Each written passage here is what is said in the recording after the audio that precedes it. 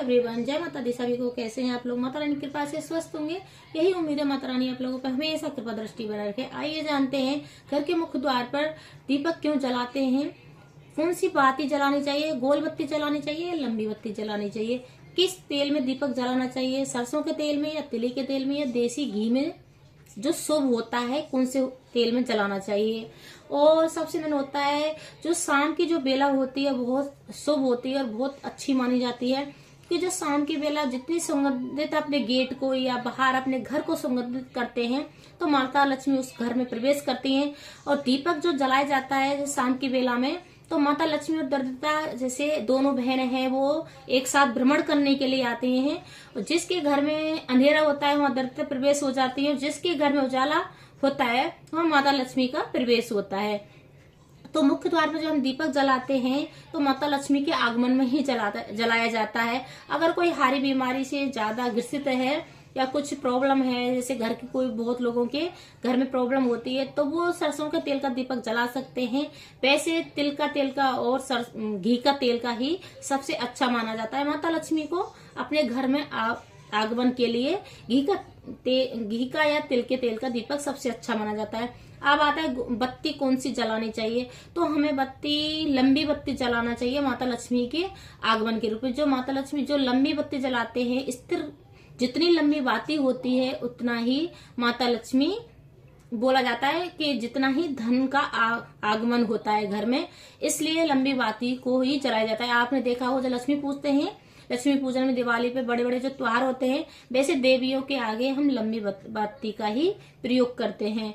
तो जो main gate होता है उस पर लंबी बाती का ही प्रयोग किया जाता है। अब आता है जो 3 दिन ऐसे हैं जो सबसे श्रेष्ठ माने जाते हैं अगर हम डेली दीपक नहीं जला पा रहे हैं। और हम ऐसे कौन से 3 दिन हैं जो हम मतलब पूरा फल ले सकते हैं। तो जो सोमवार और बुधवार और शुक्रवार सबसे बेस्ट माना गया है अगर हम आटे का चौमुखी दीपक जलाते हैं। तो कुछ नियम होते हैं गेट के जो दीपक जलाने के, वो भी हमें नियम फॉलो करने होते हैं।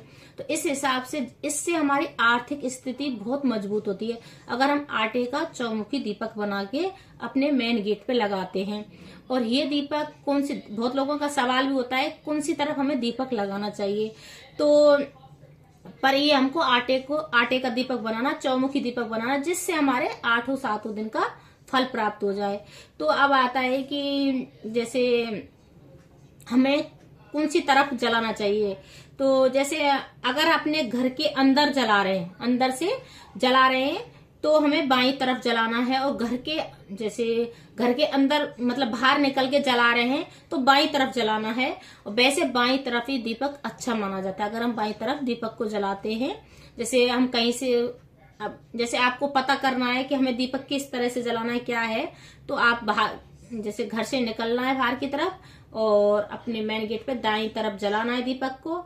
अगर अंदर से जला रहे हैं दीपक को तो बाईं तरफ जलाया जाएगा। अब आता है कि दीपक में हमें जैसे बहुत लोगों को सवाल होता है कि अगर हमें थोड़ा इत्र डाल के भी जलाया जाता है तो माता को बहुत प्रिय और बहुत सुगंधित प्रभाव माहौल मिलता है, माता लक्ष्मी का आगमन बहुत ज्यादा होता है।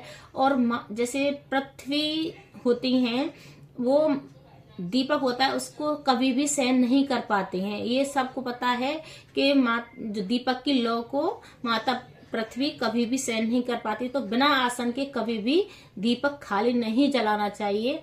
जैसे दीपक या तो किसी ईंट या कुछ भी रख सकते हैं। पहले क्या घरों में स्टैंड वगैरह बने रहते थे या जैसे गांव में भी कुछ ना कुछ बना रहता था तो वहां पे दीपक लोग रखते थे। अब क्या सीधा जैसे फ्लैट में रह रहे हैं या कहीं और भी रह रहे हैं तो लोग वैसे सीधे दीपक को रख देते हैं। या तो चावल का आसन दिया जाता है या फूल का आसन दिया जाता है।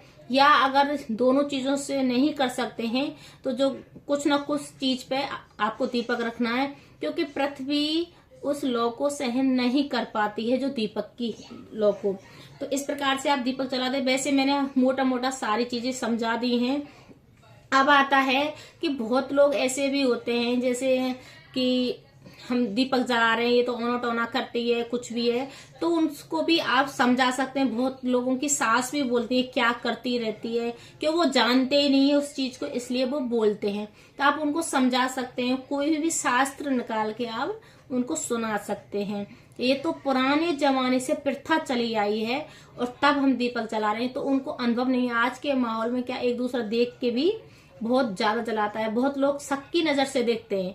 जो ज्यादा पूजा पाठ करता है, ये क्या औना टोना करती है, ये क्या, तो वो पूजा के बारे में नहीं जानते, उनको पता ही नहीं होता, इसलिए वो औना टोना बताते रहते हैं। तो सबसे बड़ी चीज है कि आपको किसी पर ध्यान बिल्कुल भी नहीं देना है।